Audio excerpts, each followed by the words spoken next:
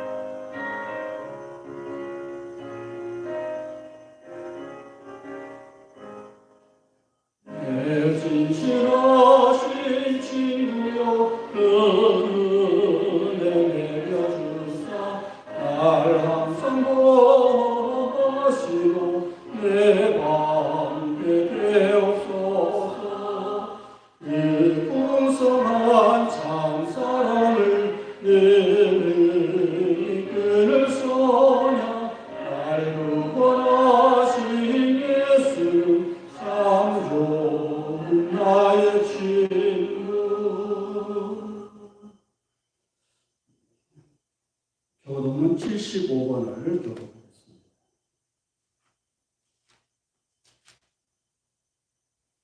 여호와여 주의 율례와 율례도를 내게 가르치소서. 내가 끝까지 지키리이다.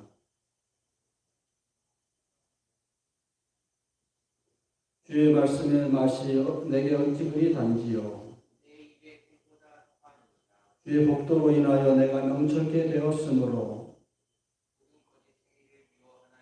주의 말씀은 내 발의 등이요 내 길의 빛이니이다. 너희가 성경에서 영생을 얻은 줄 생각하고 성경을 참고하거니와 모든 성경은 하나님의 감동으로 된 것으로 교훈과 책망과 바르게 함과 의로 교육하기에 유익하니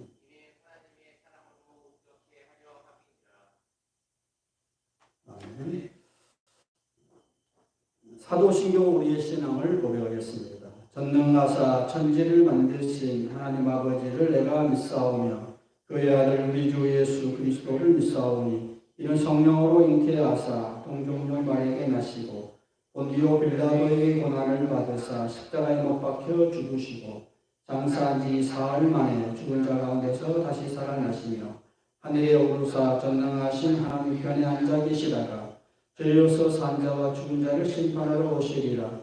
성령을 믿사오며 거룩한 공예와 성도와 소교통하는 것과 죄를 사하여 주시는 것과 몸이 다시 사는 것과 영원히 사는 것을 믿사옵나이다. 찬송가 236장을 보겠습니다.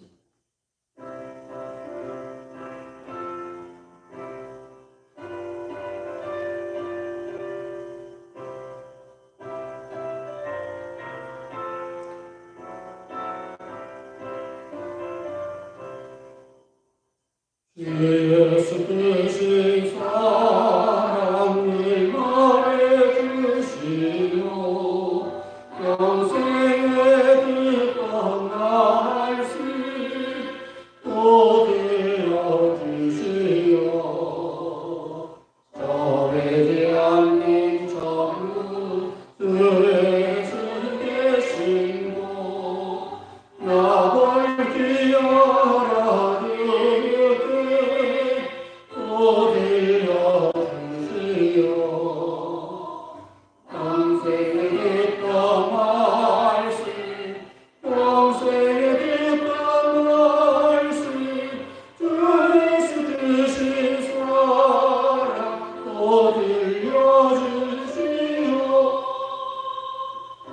당신의 입술 담은 이 사라진 가지 내 기억 부족하여 늘 계시오니 사랑의 계시게 늘 말해 주시오 날 구속하신 사랑 얻으려 주시오 영생의 뜻과 말씀 영생의 뜻과 말씀 주 예수 되신 사랑 얻으려 주시오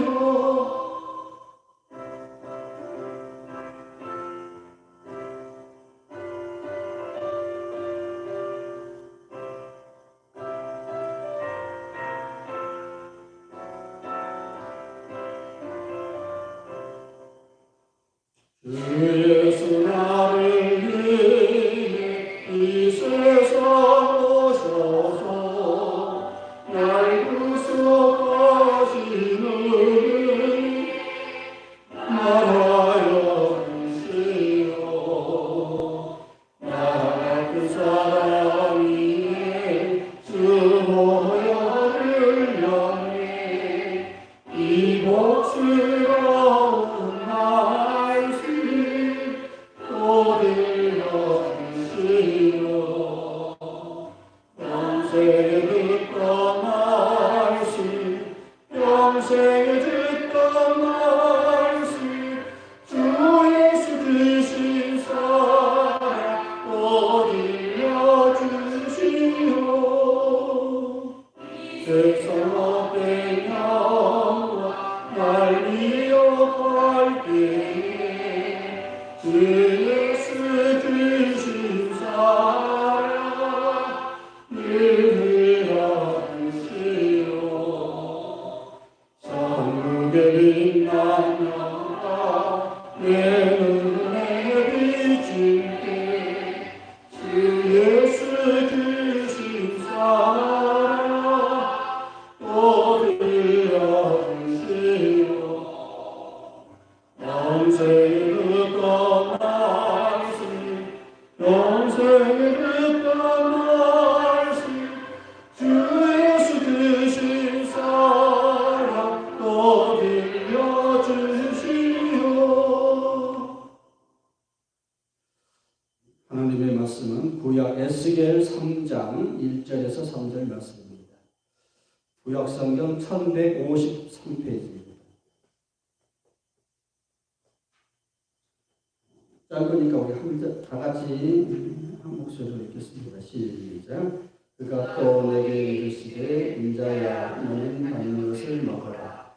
너는 이 두루마리를 먹고 가서 이스라엘 족속에게 고하라 하시기로 내가 입을 벌리니 그가 그 두루마리를 내게 먹으시며 내게 이르시되 인자야 내가 내게 주는 이 두루마리로 이 배에 넣으며 이 청자에 채우라 하시기에 내가 먹으니 그것이 내게 자기가 받아라.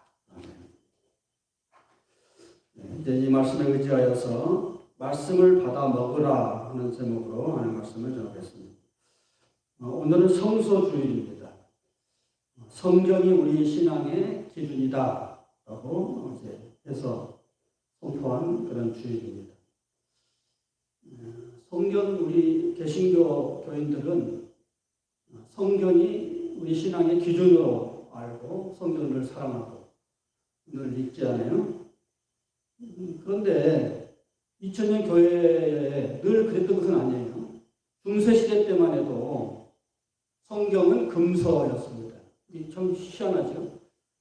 평신도들이 성경을 갖고 다니면 위험한 인물로 봤다는 거예요. 성경은 성직자들이나 보는 거지 무슨 평신도가 성경을 봐 이런 식이에요. 왜 그러냐면은 마치 이제 오늘날 전문가들이 우리 이제 법조인들이 어려운 법조문을 쓰잖아요. 또 의사들이 어려운 또 라틴어로 된 뭐 이렇게 의학용어로 쓰고 이게 굉장히 권위가 있단 말이에요. 다른 사람은 모르고 나만 알면은 뭔가 권위가 있는 것처럼 특권의식이 있죠. 마치 그런 느낌입니다. 성직자만 성경을 읽어야 한다. 평신도들은 뭐 읽을 수나 있겠어? 이해나 하겠어? 하는 이런 데 또 무시하는 걸로 특권의식을 가지고 있었는데, 근데 이제 종교개혁자였던 루터가 종교개혁을 할 때 솔라 스크립투라, 오직 성경으로만 하면서 표를 걸고 종교개혁을 했습니다. 그리고 이제 그 당시 라틴어로만 되어 있던 성경을 그 당시 자기 나라 언어 독일어로 번역을 해서 그 당시 구텐베르그의 그 유세석이 발달된 그 당시잖아요. 그 이제 성경을 이제 대량으로 인쇄를 해가지고 뿌렸어요. 그래서 많은 사람들이 성경을 보고 너무 놀랐어요. 읽으면서 너무 어려스럽고, 그래서 그 성경을 읽으면서 종교개혁이 영혼의 불길처럼 퍼져서 종교개혁이 성공했다 하는 것을 우리가 잘 알고 있습니다. 그러니까 그 당시 중세 때는 왜 그렇게 이제 성경을 금설했느냐면은 성직자만 바라보면 되지. 그 성직자의 가장 위에 있는 교황이 말하면 그게 법이지. 뭐 이런 거예요. 마치 옛날 왕들이 법이 뭐가 필요해서 내가 통치하면 되지. 나만 따라와. 그런 식인데, 우리가 이제 인류 역사를 보면은 왕을 이제 견제할 필요가 있다. 그래서 의회가 생기고 국회가 법을 만들고 왕도 법 위에서 다스려야 한다. 이런 거 법치주의가 됐죠. 그래서 이제 왕보다는 법이 우선인 시대, 법치주의 시대가 되는데, 마치 비유로 말하면 천주교는 아직도 왕정 시대고 우리 개신교, 기독교는 법치주의 국가예요. 그러니까 성직자들 옛날에 많은 문서 중에 우리가 여러 몇 개에서 이건 성경이야 채택했기 때문에, 내가 성경을 만들었기 때문에 내가 성경 위에야 이렇게 생각을 했단 말이에요. 사실은 그게 아니죠. 그런 논법으로 말하면 오늘날 국회의원들이 법을 만드는데 국회의원들이 법 위에 있어야죠. 그렇게 있지 않거든요. 이치가 그렇다는 거예요. 그래서 아무튼 우리 개신교는 성경이 우리 신앙의 표준이다. 어떤 문제가 생기면은 성경에서는 뭐라 했는가, 이게 기준이 되는 거예요. 성경을 이제 캐논이라, 보통 성경 66권을 정경으로 만들고 성경을 캐논이라 하는데, 그건 잣대라는 뜻이었는데, 잣대보통을 재본다는 거잖아요. 그냥 표준이다 그거죠. 그런 점에서 볼 때 우리 신앙인들은 성경이 우리의 항상 신앙의 표준이 되고 기준이 되고, 또 성경은 우리의 말씀, 또 영의 양식이고, 우리가 삶을 방황할 때 도대체 길이 어딘가 방황할 때 있잖아요. 그때 우리가 길을 찾는 것도 마치 나침반처럼 성경이 노출하는 거죠. 제가 어릴 때 지금은 이제 우리가 뭐 여러 채널로 이제 뭐 드라마나 영화를 많이 봐서 볼거리 많지만, 옛날에는 우리 어릴 때마다 라디오를 통해서 이렇게 드라마를 들었어요. 연속극. 저도 어릴 때 지금도 기억이 나는데, 우리 누님들, 두 누님이 있었는데, 누님들이 연속극을 좋아하고 옆에서 들었어요. 이렇게 들어보면은 재밌단 말이에요. 라디오에서 소리로만 들리는 그 연속극이 얼마나 재밌는지. 근데 그 연속극에 보면 이제 주제가가 있어요. 처음에 주제가가 쓰고 나서 그게 시작되는데, 그 극 중에 길 잃은 사슴이라는 그 드라마가 있었는데, 지금도 이제 얼마나 인상 깊은지 지금도 제가 기억이 나요. 그 곡조가 어디로 가나 어디로 갈까, 길을 잃고 헤매는 사슴 한 마리, 길을 잃고 헤매는 사슴 한 마리, 네온 쌓인 반짝이는 갈림길에서 밤하늘에 빛나는 별을 보고 잃었던 그리운 길 찾아서 가네. 그런 내용이에요. 가사 내용이. 우리 가끔 이제 유행가 가사를 보면은 참 뭔가 그 가슴에 다가오잖아요. 그런 것처럼 우리가 가끔은 길 잃은 사슴처럼 내 인생길이 이게 이 길이 맞아? 그럴 때가 문득 있단 말이에요. 복잡한 세상 속에서 길을 잊어버릴 때가 있어요. 그럴 때 우리는 어떻게 이제 잃어버렸던 길을 또 찾아가는가, 그런 이야기예요. 그런 이야기인데, 이제 어떤 사람이 길 잃은 사슴처럼 어둠 속을 헤매다가 문득 이제 성경을 보면서 이런 이야기를 합니다. 제가 창세기를 묵상하고 있을 때였습니다. 창세기 1장 3장을 읽으면서 그 큰 충격을 받았습니다. 여호와께서 이르시되 빛이 있으라 하시니 빛이 있었고 라는 말씀이 저에게 광명의 빛으로 다가왔습니다. 그 순간 하나님이 말씀하시면 이 혼돈의 세계가 끝이 나겠구나 하는 생각이 나서 굉장한 은혜를 받았습니다. 이런 내용이에요.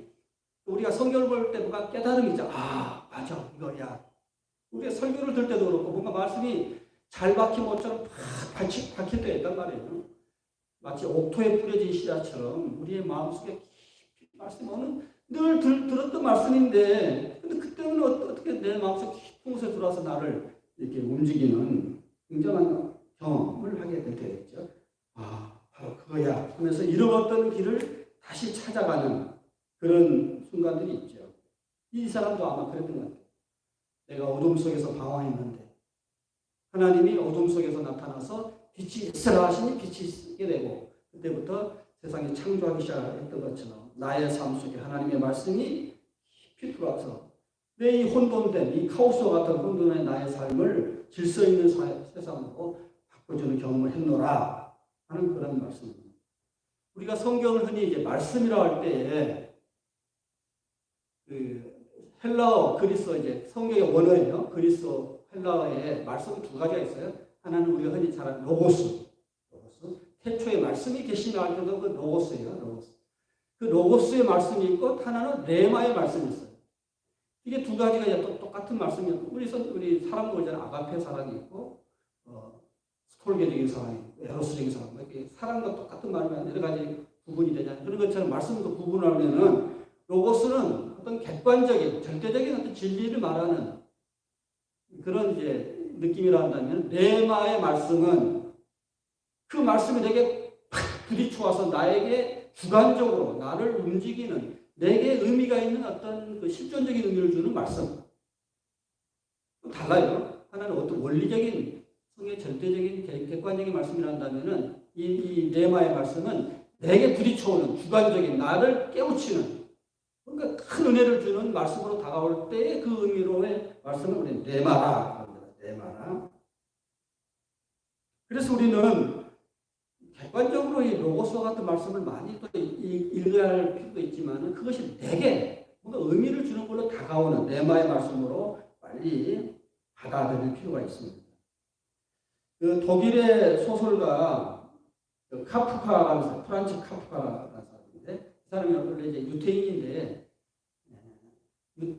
유택의 체코인인데 독일이 점령할 당시인데 그분이 쓴 그 책을 보면은 굉장히 어떤 좀 난해하고 한데 굉장히 현대인들이 뭔가를 주는 굉장히 인사이트를 주는 분인데 그분이 이제 자기 친구에게 이런 글을 썼어요. 책을 읽는다는 것은 또 책을 쓴다는 것은 이와 같은 것이네 하면서 이제 이 말을 해요. 책을 읽다가 머리를 한 대 맞은 듯 정신이 바짝 나게 하지 않으면 그 책은 나에게 무슨 의미가 있는가? 왜 책을 읽어야 한단 말인가? 한 권의 책, 그것이 내 안에 얼어붙은 바다를 쪼개는 도끼가 되어야 하네. 아주 굉장히 대단한 말이에요.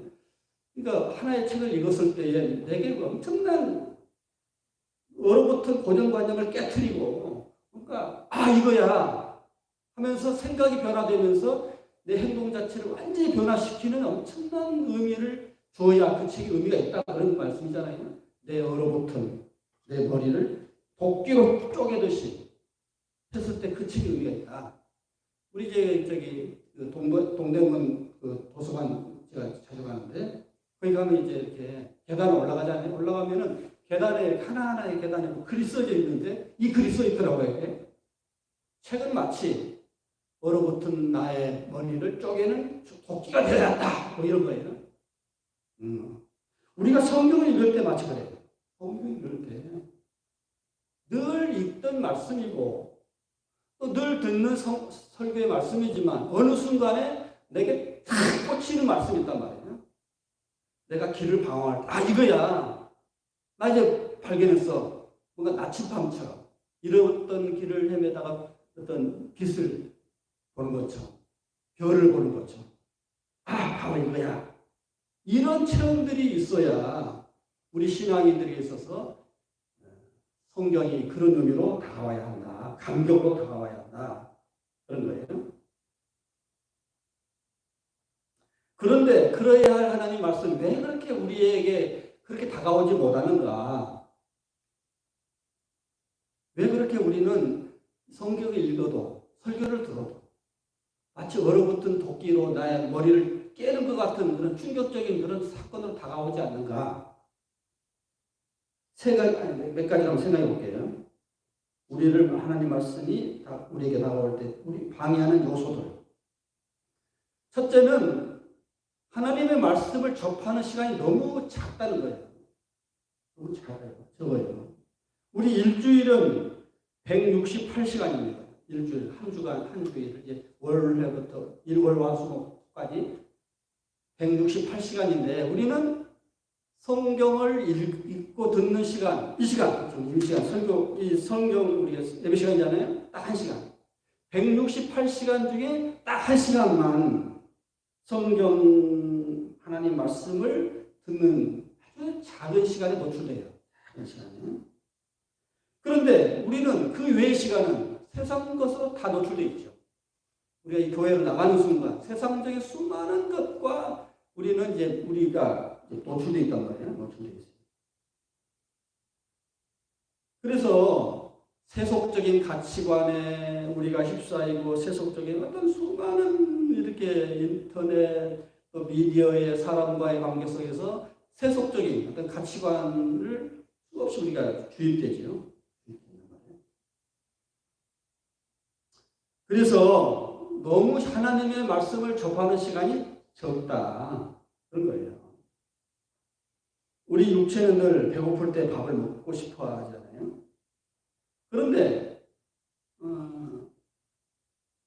늘 먹던 음식도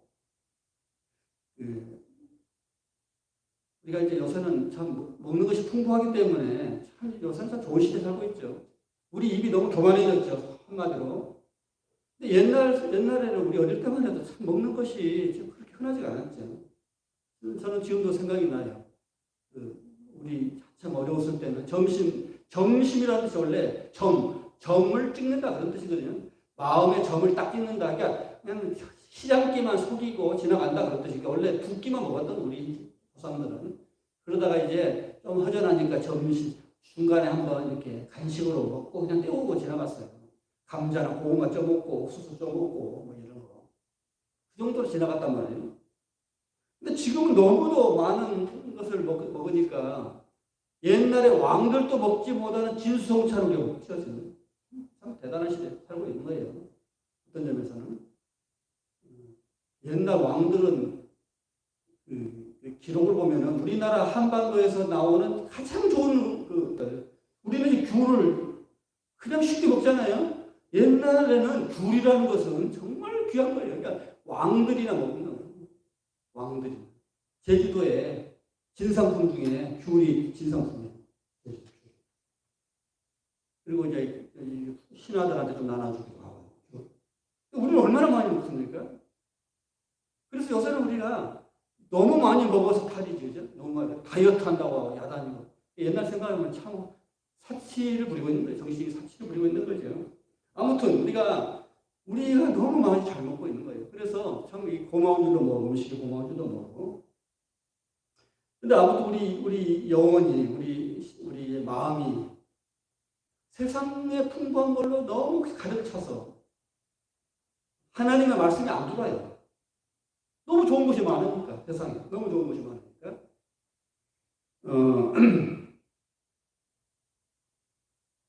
탕자의 비유에서 언제 탕자가 집으로 돌아오느냐?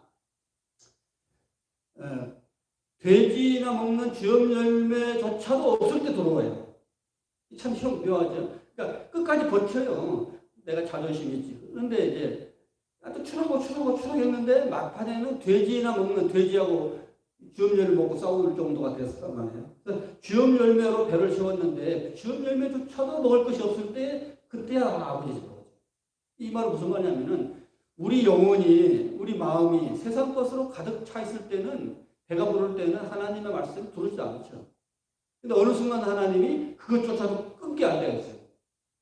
세상을 잘 뻗어가는 사람들, 주염 열매예요, 사실 주염 열매거든요. 세상이 주는 모든 것은 주염 열매인데, 그것조차도 하나님 끌어버릴 때 아버지 집으로 오는 것처럼 우리가 세상적인 모든 재미있는 것들 하나님이 거두가실 때가 있죠. 주음 열매로 채운 우리를 거두갈 때. 그때야 비로소 우리가 하나님 앞에 나오는 거죠.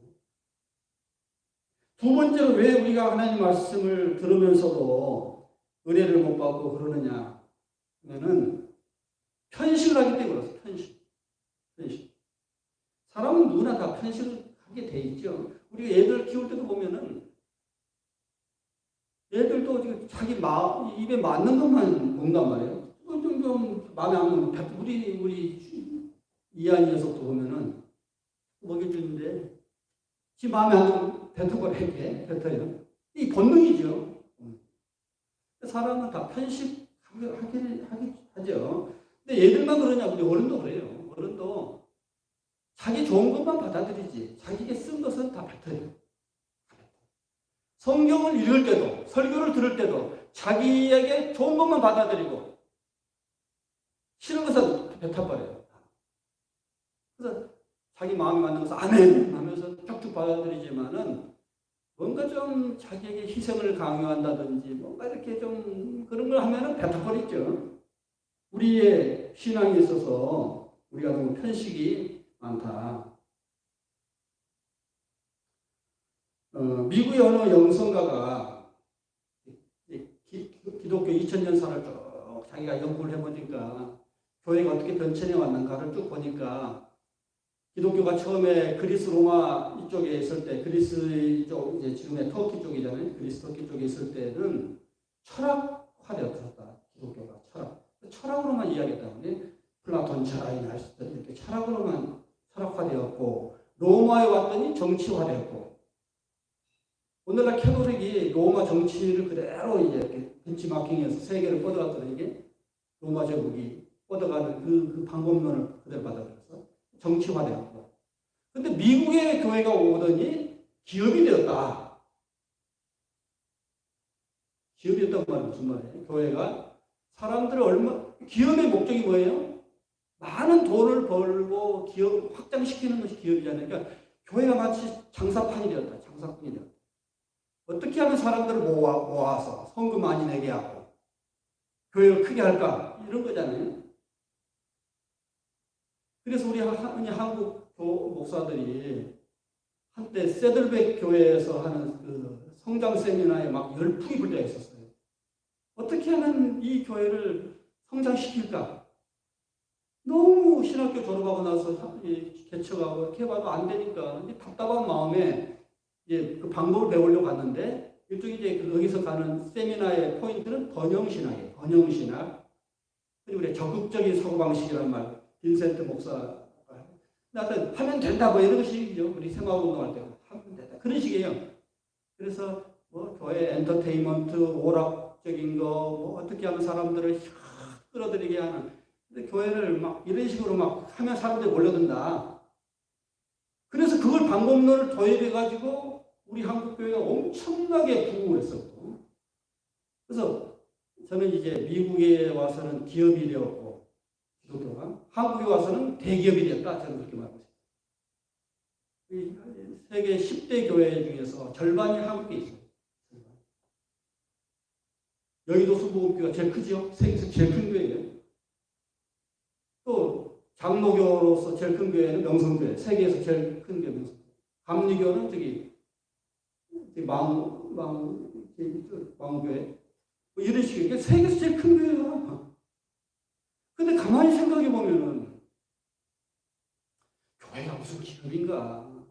어떻게 하면 사람들을 많이 모아서 헌금 많이 내게 하고 큰 교회가 되는 것이 교회인가? 그런 생각이 들어요. 그런데 그렇게 되게 한 이유 중에 하나가 대형 교회가 되는 이유가 다 있어요. 사람들이 듣기 좋은 소리만 하는 거예요. 대형 교회 설교들을 분석해 보면은 다 사람들이 혹하는 설교. 예수 잘 믿으면 복 받아! 뭐 이런 거예요, 다. 한마디로 말하면, 수보음교회도 그랬잖아요. 삼박자 구원해가지고. 영혼이 잘된 같이 범사자도 잘 된다. 예수 잘 믿으면 건강해지고 물질의 축복받고 자녀들이 잘 된다. 삼박자고 그런 바람이 쫙 불어서 교회가 엄청나게 부흥됐지만 이게 교회인가?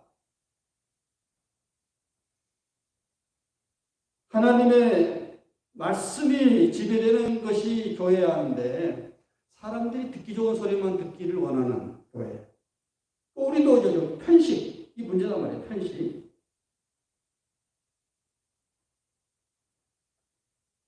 오늘날 우리가 이제 기독교에 사실은 문제는 십자가에 있습니다. 십자가라는 것은 남을 구원하기 위해서 내가 희생 당하는 거잖아요. 그러니까 세상이 왜 이렇게 지옥이 됐느냐. 우리 지금 요새 지옥이라는 또 영화가 또 인터넷 넷플릭스에서 1위 됐는데 참 우리가 사는 세상이 지옥 같잖아요. 사실 솔직히 지옥 같. 근데 왜 이렇게 지옥이 됐느냐? 다 저밖에 몰라서 이기적이어서. 그래서 지옥이 된 거잖아요. 그래서 이걸 또 반대로 만드는 예수님이 말하는 것은 천국을 말하는데 그래서 예수님의 설교하면서 천국이잖아요. 이 지옥 같은 세상에서 빨리 천국을 만들자 그런 거죠. 나라에 임하옵소서 하나님의 나라 빨리 오십시오. 이 지옥 같은 세상을 빨리 없애버리고 하나님이 다스리시는 정말 사람다운 삶을 살 수 있는 천국이 빨리 오십시오. 그런 거죠. 예수님이 꿈꾸는 천국은. 근데 그 천국은 어떻게 하면 오느냐? 십자가라는 거죠.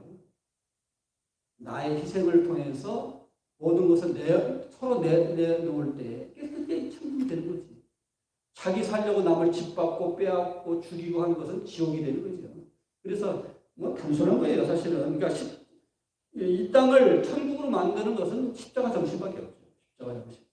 그래서 너희들이 나를 따라오려면 자기를 부인하고 자기 십자가를 지고 나를 따르라. 이게 예수님의 말씀인데 우리는 그거 반대로 예수 잘 믿으면 너 잘 되고 네 자식 잘 되고 다 잘 될 거야.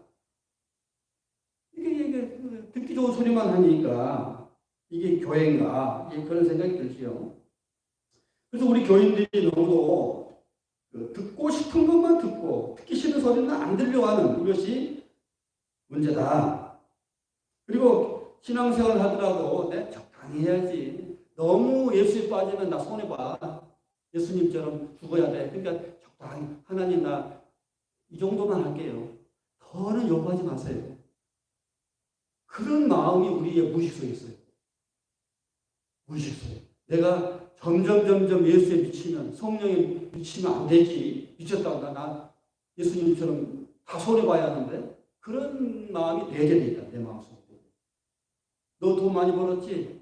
너 내놔. 불쌍한 사람들 많은데. 그럴까 봐서 헌금도 나 이것만 할게요. 더 이상 건들지 마세요. 뭐 이러고. 난 교회를 위해서 헌신하겠지만 나 이 정도만 할게요. 더 이상 건들지 마세요. 이런 거. 이런 요소들이 우리에게 너무도 많이 있다는 겁니다. 예수님은 우리를 위해서 목숨까지도 내놓았는데 우리는 그 정도까지 미치고 싶지는 않은 거예요. 솔직하게. 그래서 우리는 항상 그렇게 내가 하고 싶은 만큼 하겠다라고 할 때의 은혜를 더 깊이 들어가지 못한다. 그럴 때 하나님이 이럴 때 우리가 길을 잃어버리는 거거든요. 길 잃은 아까 사슴 이야기했는데 이럴 때 이제 우리가 신앙의 길을 잃어버려요. 보면은 그럴 때 하나님이 우리를 가만히 두느냐? 그렇잖아요.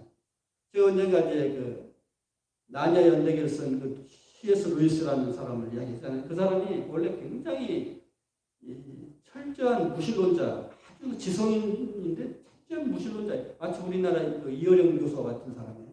굉장히 박학하고 아주 명문대 나와가지고 굉장히 아주 똑똑한 사람이에요. 근데 어느 순간에 딱 이제 꺾였어요. 하나님 앞에. 하나님 꺾여서 이제 예수를 믿게 되었는데 순전한 기독교라는 책도 쓰고 많은 이제 책을 썼는데 이 사람이 했던 유명한 말이 하나님이 나를 천국의 사냥개처럼 쫓아와서 나를 잡았다. 이게 비유예요. 메타포예요. 그러니까 내가 수없이 하나님을 마치 요나가 도망가는 것처럼 도망갔는데 끝까지 나를 쫓아왔다. 하나님이. 내가 붙잡혔다. 그런 뜻이죠. 붙잡혔다. 그래요. 하나님 진짜 사랑하는 사람은 끝까지 놓치지 않고 쫓아가거든요. 칼빈의 5대 교류 중에 성도의 견인이라는 게 있어요. 견인이라는 게 뭐예요?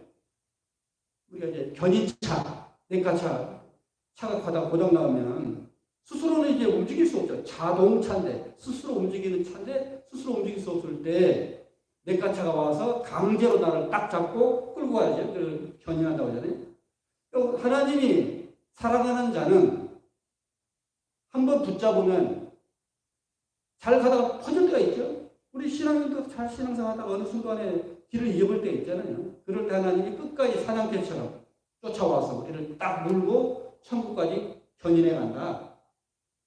하나님의 거부할 수 없는 불가항력적인 은혜를 그렇게 표현했어요. 칼빈 선생님이. 그래서 이제 우리가 그렇게 세상 것에 적당히 타협하면서 미지근하게 신앙생활을 할 때 하나님이 가만히 두질 않아요. 그래서 가끔은 우리의 삶의 동기를 흔들어요. 우리 이 시간에도 병상에서 예배를 드리는 우리 모든 환우들 중에 자기 자신을 한번 쭉 돌아보면 내가 어느 순간에 하나님의 은혜를 놓쳤지. 적당하게 하나님 여기까지만입니다. 더 이상은 건들지 마세요. 라는 그런 안일한 나의 모습이 있었지. 그런 것이 떠오를 거예요. 뭐 여러 가지 방법은 있죠. 뭐 사업이 실패했다든지 뭐 사기를 당했다든지.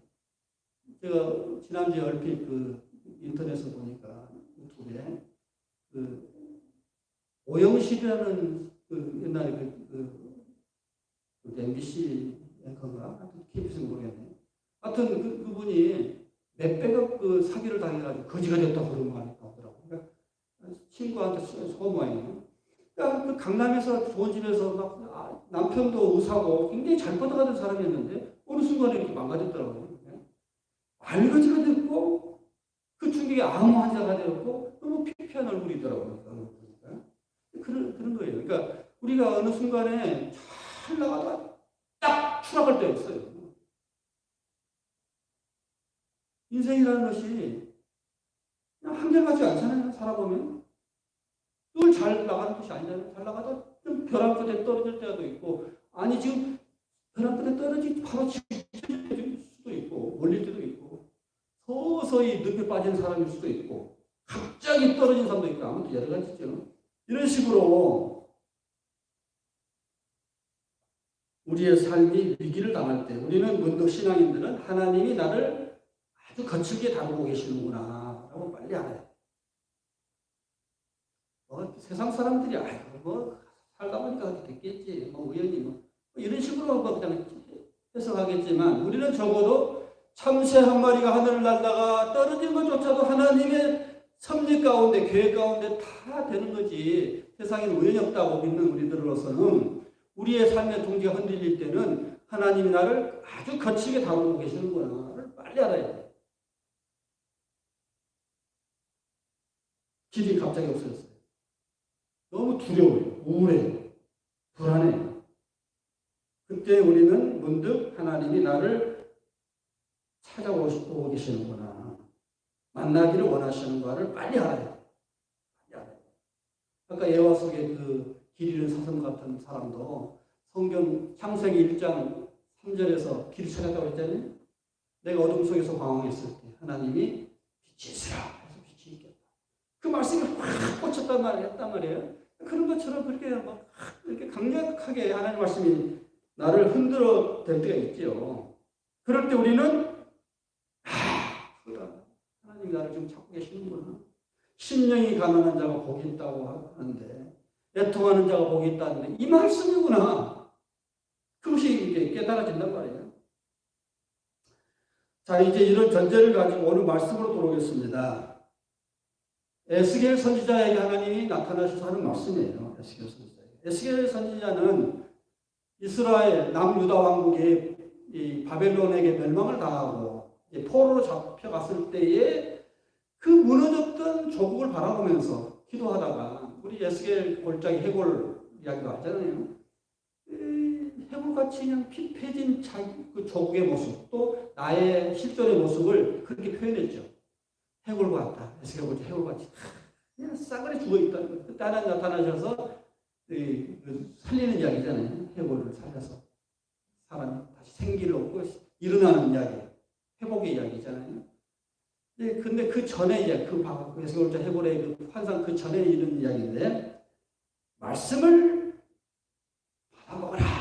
두루마기를 주면서, 옛날에는 우리는 지금 코덱스 책이 페이지 넘기는 책을 코덱스라고 해요. 옛날에는 코덱스가 아니라 두루마기로 이렇게 말아서, 우리 두루마기 말면은 이렇게 쭉 풀면서 이렇게 쓰고 읽고 할 때도 풀면서 읽잖아요. 이게 두루마기 성경이에요. 두루마기 성경을 주면서 이것을 받아먹어라. 오늘 말씀이 그거예요. 말씀을 먹는다. 그런데 말씀이 꿀송이처럼 달기도 하고, 또 창자를 끄는 듯한 고통도 주고, 그런 거예요. 그러니까 우리 하나님 말씀은 어떨 때는 아주 꿀송이처럼 다가올 때도 있고, 또 어떨 때는 너무도 내 본성을 거슬려서 나를 건드는 도전적인 말씀으로 다가올 때는 아주 쓰리쓴 말씀으로 오고, 아까 말했지만 우리는 너무 달콤한 것만 받아들여요. 내가 너를 사랑한다, 너를 축복하리라, 뭐 이런 것만 받아들이죠. 편식을 한단 말이에요. 물론 좋아요. 그런 것도 필요해요. 근데 또 우리를 거슬리는 말씀들이 있어요. 네 자신을 부인해야 돼, 십자가를 져야 돼, 뭐 이런 것들은 굉장히 우리 본성하고는 너무 반대되는 이야기거든요. 그런 걸 받아들이고 싶지 않은 거예요. 그런데 이제 오늘 말씀은 그대로 받아들여라. 하나님 말씀을 존중하고 그대로 받아들여라. 우리가 그 스포츠를 다 좋아하죠. 옛날에는 그냥 모이시 시대 때는 그냥 스포츠란 거 어딨어? 그냥 숲속에서 그냥 어떤 먹이가 있으면 막 쫓아가고 뭐 그게 사냥이죠, 사냥. 요새는 이제 그렇게 안 하니까 머리로만 하고 이게 손으로만 하니까 이 육체가 근질근질한다고 해요. 그래서 또 전쟁 같은 것도 원래 없는 세상에서 너무 다 지루하니까 스포츠라는 걸 만들었어요. 스포츠는 옛날에 사냥 또는 전쟁 같은 거를 한번 이렇게 인위적으로 만들어 보는 거죠. 그래서 다 스포츠에 열광하잖아요. 지금 뭐 국경 뭐 올림픽 뭐 지금 뭐 보이콧가 아니었더냐. 올림픽은 다 경기죠. 스포츠인데 스포츠를 할 때 두 가지가 있죠. 하나는 스포츠를 구경하는 관중이 있고, 하나는 선수가 있고, 그래요. 두 가지예요. 스포츠를 접근하는 것이 두 가지예요. 관중이 있고, 하나는 선수가 있고. 그럴 때에 진정한 스포츠는 뭘까요? 관중입니까? 선수죠. 관중은 그냥 남이 하는 거 그냥 보고, 그냥 간접 체험이죠. 간접 체험이고, 기쁨도 간접으로 하는 거죠. 근데 선수는 아니죠. 선수는 자기가 직접 한단 말이에요. 이게. 우리가 성경도 그래요. 성경도. 그냥 지식으로, 어떤 유의로, 지적인 유의로, 교양으로 그렇게 할 수도 있어요. 사실은. 성경 자체가 몇천 년 동안에 쌓은 인류의 지혜거든요. 지혜. 성경 자체가 도서관이에요. 그 인류의 수없는 그런 모든 시행착오를 통해서 얻어진 그 삶의 지혜들이거든요, 성경이. 그래서 어떤 데서 보면은 성경 자체를 신앙의 도서도 아닌 그냥 일반적인 교양서로 읽어도 굉장히 유익한 책이에요, 성경 자체가. 근데 우리 신앙인들은 그 정도가 아니에요. 이것은 내게 있어서는 생명이다. 내 삶을 비춰주는 나침반과 같은 것이고 등대와 같은 것이라고 받아들이기 때문에 우리는 아주 성경에 죽고 살고 그런 거죠. 우리는 선수와 같은 모습으로 다가가야 돼요. 하나님의 말씀을, 성경의 말씀을 하나님께서 그런데 내가 가끔은 삶에서 어떤 방향을 놓치고 헤맬 때에 성경을 통해서 우리는 길을 찾는 그런 사람이 되어야 한다 하는 거죠. 보네포라는 분이 독일의 유명한 목회자인데 젊은 분이면서 똑똑한 신학자예요. 그러니까 이분이 원래 히틀러 시대 때 히틀러에 반대되는 그런 아주 소수의 양심 있는 성직자였어요. 이분이 이제 그 묵상에 대해서 이렇게 말하고 있어요. 사랑하는 사람의 말을 분석하지 않는다. 글자 그대로 받아들인다. 성경도 마치 그래야 한다. 이게 아주 짧은 말이지만, 그러니까 쉽게 말하면 우리가 연애 편지를 읽을 때 뭐 이건 문법적으로 어떠니, 뭐 이 사람이 무슨 의도로 하니, 뭐 이런 거 분석하지 않는다는 거예요. 그냥 느낌을 받아들이는 거죠. 그 사랑한 사람이 절절하게 나에게 사랑을 고백하는 그 느낌을 받아들이는 것이지, 뭐 분석한다든지 그런 거 안 하죠. 성경도 그런 식으로 받아들여야지. 내게 주는 하나님의 그 말씀을 받아들여야지. 그렇다는 거예요. 성경을 읽을 때 보네포 목사님 하신 말씀이 하나님이 내게 뭔가를 성경을 통해서 도전하고 계십니다. 우리가 성경을 쭉 읽다 보면은 어느 순간에 내가 성경을 읽는 것이 아니라 성경이 나를 읽는 것 같은 느낌을 받았대요. 이것도 경지에 들어간 거예요, 사실은. 경지에 들어갈 때는 내가 성경을 읽는 것이 아니라, 아, 성경이 나를 읽고 있네. 그런 느낌이 들어요. 내가 성경은 내가 물화일체가 되는 거죠. 흔히 그 몰입이라는 게 있잖아요, 몰입. 플로우. 어떤, 그러니까 일하다 보면 어느 순간에 깊이 빨려 들어가면 물화일체가 되죠. 춤과 춤추는 사람이 구분할 수 없는 것처럼 물화일체가 돼요. 성경을 읽을 때, 성경 속에 깊이 들어가다 보면 내가 성경 속에 들어가고 있는 것처럼 느낄 때가 있어요. 이어령 교수님이 최근에 그 근황을 보니까 이분이 이제 그 따님인 그 이면아 목사님의 전도를 받아서 참 어렵게 참 신앙으로 들어왔죠. 공개적으로 세례도 받고. 그래서 수많은 사람들은 비난도 많이 받았어요. 지식인들이. 뭐지 이어령 교수가 갑자기 노망했나? 왜 갑자기 예수쟁이가 돼서? 그 정도로 아주 실망감을 가졌던 분인데 이분이 자기가 본인이 내 딸이 왜 예수한테 미쳤는가를 요새 조금씩 이해가 한다. 사람이라는 것이 머리로만 되는 게 아니더라. 그러면서 이제 이분이 예수를 영접하게 됐는데 자기가 지금 암으로 죽어가고 있어요. 죽어가면서도 이제 이게 항암 치료도 안 하고 그대로 죽음을 받아들였다. 난 천국 간다. 하면서 이제 했던 말 중에 자기가 요새 성경이 어디에 꽂혔냐면은 혈루증, 12년 혈루증 앓는 여인이 부끄러워서 예수님의 옆에도 못 가는데 그래도 너무도 사모하는 마음으로 가서 말도 못 붙이고 어쩌라고 만지고 싶다. 라는 심정으로 예수님한테 갔더니 나음을 얻었다. 거기에 꽂혔다는 거예요. 그러니까 이분이 내가 예수 믿어서 병 낫고자 그런 의미가 아니고 나는 예수님의 그 따뜻한 마음에 닿아가고 싶었다. 그러면서 이제 이 말씀을 하더라고요. 그러니까 어차피 만지려고 싶은 심정으로 주님 속에서 나는 만나고 있다. 이런 이야기예요. 우리가 이제 성경을 읽을 때 가끔은 우리가 이제 예를 들어서 영화를 볼 때나 드라마를 볼 때 언제 이제 사람이 은혜를 깊이 들어가냐면 자기가 마치 그 주인공이 된 것처럼 착각할 때가 있죠. 물화일체가 되는 거죠.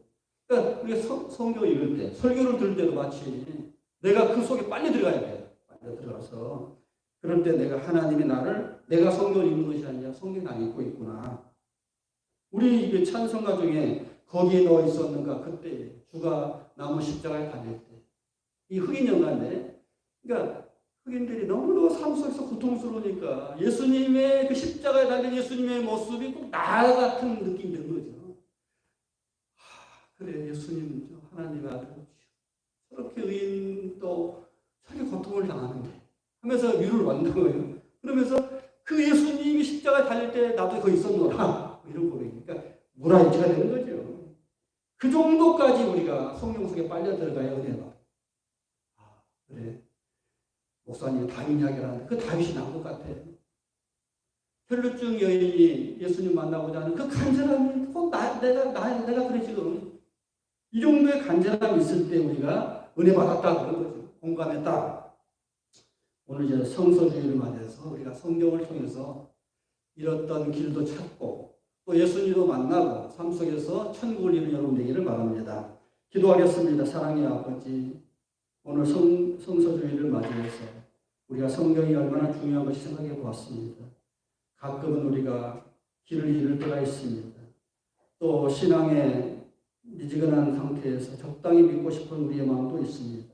그런 우리를 가만히 두지 아니하시고 끝까지 사랑개처럼 쫓아와서 우리를 잡아주시고 이끌어주시는 하나님을 만나기를 원합니다.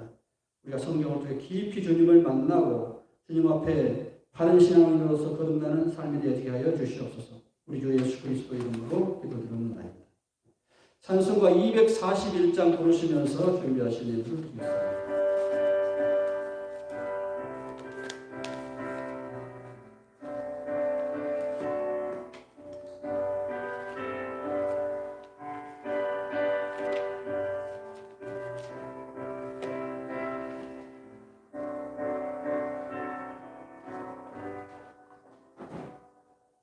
하나님 아버지 주신 책은 귀하고 중하신 말씀일세.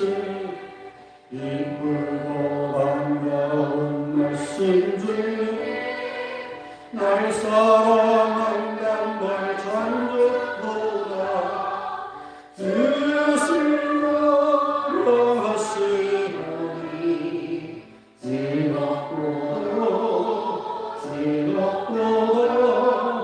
그를 사랑하시오니 나는 참 기쁘다. 구속의 은혜를 저버리고 어긋난 딴 길로 가다가도 예수의 사랑만 생각하며 또다시 예수께 돌아오니 저 나를 사랑하시오니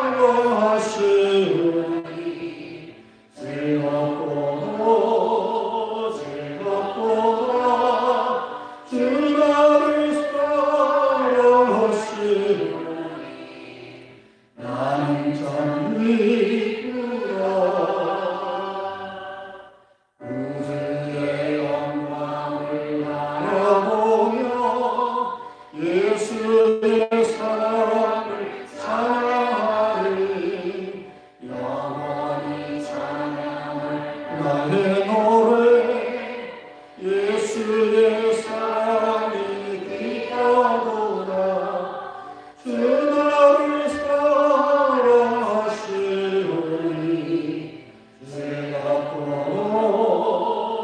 즐겁도다 주 나를 사랑하시오니 나는 참 기쁘다.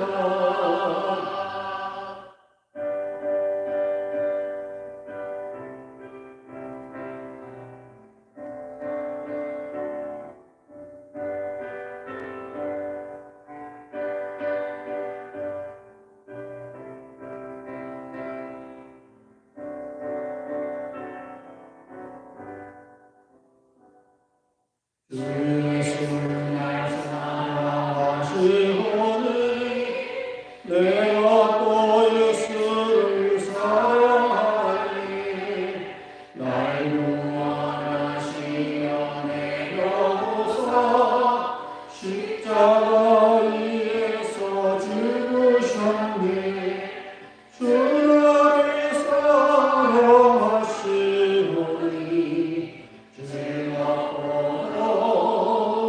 즐겁도다 주 나를 사랑하시오니 나는 참 기쁘다. 주 예수 날 사랑하시오니 마귀가 놀라서 물러가네. 주 예수를 이렇게 사랑하니 우리는 어떻게 보답할까. 주 나를 사랑하시오니 즐겁도다 주 나를 사랑하시오니 나는 참 기쁘다.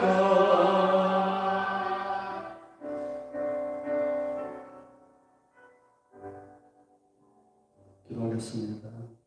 우리에게 하나님의 말씀 성경을 주심을 감사합니다. 달고 오묘하신 그 말씀을 늘 새기면서 우리가 삶의 방향을 잃었을 때, 길을 잃었을 때 다시 성경으로서 길을 찾게 하시고 우리가 다시 한번 활력을 가지고 신앙생활 잘하는 우리의 삶이 되어지기를 원합니다. 이 시간도 주께서 베푸신 귀한 은혜를 생각 우리의 정성을 바치오니 서로에게 11조와 감사문과 주의 이름을 바친 손길마다 기억하시사 하늘의 신비한 곳으로 땅의 기름진 곳으로 넘치도록 채워주시옵소서.